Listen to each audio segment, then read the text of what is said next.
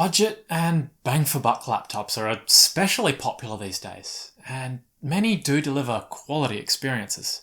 But what if you want an experience without the cut corners? That's where my search brought me to the Lenovo Yoga Slim 7 Carbon.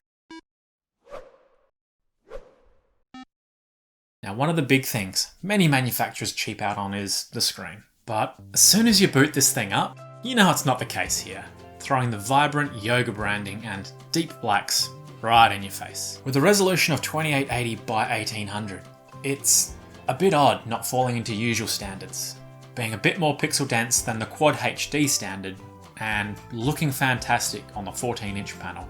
The display is also rated at 100% DCI-P3 and supports Dolby Vision, which basically means this is able to reproduce an excellent range of colours, and the Dolby Vision ensures things look bright and punchy. While OLED has been common in phones for a while now, it's still a novelty in things like laptops, and still unclear how things like burn-in will progress over time. So that's something I'll be keeping an eye on. The bezels are amazingly small, and make it feel like a modern piece of technology. A webcam is even included, with a reverse notch, which is 100% the correct way to use a notch. Come on, Apple. This is presented in a very glossy, non-touch panel, which I was initially quite hesitant on, usually preferring matte finishes, as I really don't need to be reminded what my life has come to while watching dark scenes. But after coming across one of Dave 2D's videos comparing matte and glossy screen results, it really opened my eyes to the clarity and sharpness a glossy finish provides, as long as you can provide adjustments to keep reflections to a minimum. A link to his video will be in the description. While the screen is a highlight, it's not the only one. The other thing that is immediately apparent when picking this up is just how light it is. Yet, there's all the marketing BS of aerospace grade magnesium and multi-layered carbon fibre. Marketing aside, this thing is light. At around 1.1 kilos, I initially thought that this might be a bit too light sitting on my lap. It doesn't take too long to get used to it though, and it makes it easy staying mobile around the house, especially if you have a dog who wants to go out as soon as you sit down. The overall build quality has been great, with the finish hiding fingerprints and little sign of any chassis flex, even on something this slim. The hinge is tuned well enough that it can be opened one-handed, with only the weight occasionally being a hindrance. That hinge does tend to creak frequently though, even when just shifting the device around on your lap will let out sad little groans.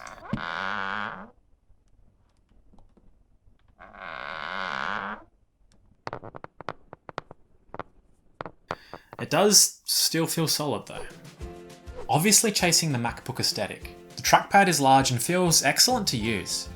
It responds well to input, but it's an outdated click variety that hinges from the top, so clicks in the top quarter won't work at all, and overall it can be a bit rattly. If you're going to copy a Mac, just go all in and use a haptic trackpad. It's not like Lenovo doesn't use it on some laptops anyway. The keyboard feel took a bit of getting used to, as the keys are a hard, slick surface, rather than the soft matte textures many others use. Each key has plenty of spring and depth to it, and feels good hammering away at them when pretending to be productive. The backlighting is easy on the eyes, and even the symbols are properly lit, which is definitely something many manufacturers get lazy on. Flanking the keyboard are the upward firing speakers, which almost feel like a novelty with so many side and downward firing varieties lately. They get plenty loud and sounded great while watching videos, listening to music and playing games. Along the side we have a physical kill switch for the camera, which feels essential these days as I can't keep that post-it note there forever.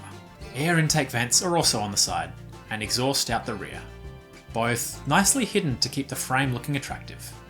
The lack of a bottom intake makes this an excellent laptop, or something you can actually leave on a less than flat surface without worrying too much about blocking it. The included ports are also disappointing, I guess also matching the MacBook, with 3 USB-C ports, a headphone jack, and that's it. So make sure you have a dongle handy. Of the 3 USB-C ports, only the left 2 can actually be used for charging. Seems like an odd choice, as it's surprisingly inconvenient, sometimes having to snake the charger around to keep things topped up. And if you're going to be doing anything remotely intensive, You want to keep it close to a charger too, as battery can come down faster than a drop bear on an unsuspecting tourist.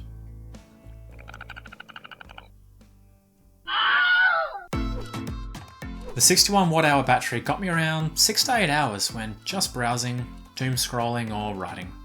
Around 3 to 4 if I got engrossed in some Slay the Spire, but only around 2 when repeatedly saying just one more turn in Civ 6. But I wasn't exactly expecting a marathon man out of a 1.1 kilo slim boy. Having a quick peek inside, we can see the SSD here is replaceable, but RAM is unfortunately soldered and not upgradable. Not that I expect any issues with 16 gigs. The integrated Vega 8 graphics handled games pretty well, but obviously games aren't the focus here, so don't expect any miracles. Casual games are definitely fine though. Being equipped with the AMD Ryzen 7 5800U CPU and 16 gigs of RAM, this has plenty of grunt to handle any tasks thrown at it, with the U variant of the Ryzen trying its best to balance battery life. Yeah, next year's Ryzen 6000 series will of course be better, especially on the integrated graphics side of things, but I expect availability there to be slow, while these are still very capable. Bundled software here is Windows 11, which so far has been better than expected. This might get a deeper look in the future though. The Lenovo bundled software all feels worthwhile and useful, supporting fast charging and power profiles. You just need to turn off the marketing spam. Except McAfee.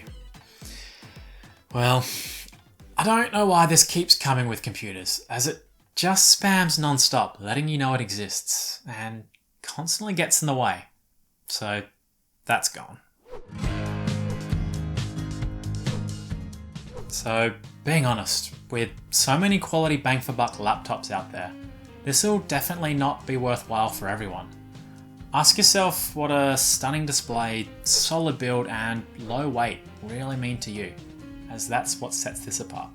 If you're just after a laptop for grunt work, I'd lean towards something like my previously reviewed Asus ZenBook, offering value at a lower cost. But if you do want a little more and can splurge, this slim, slight, sleek, speedy experience with a spectacular panel has been sensational and will satiate those looking for something that soars.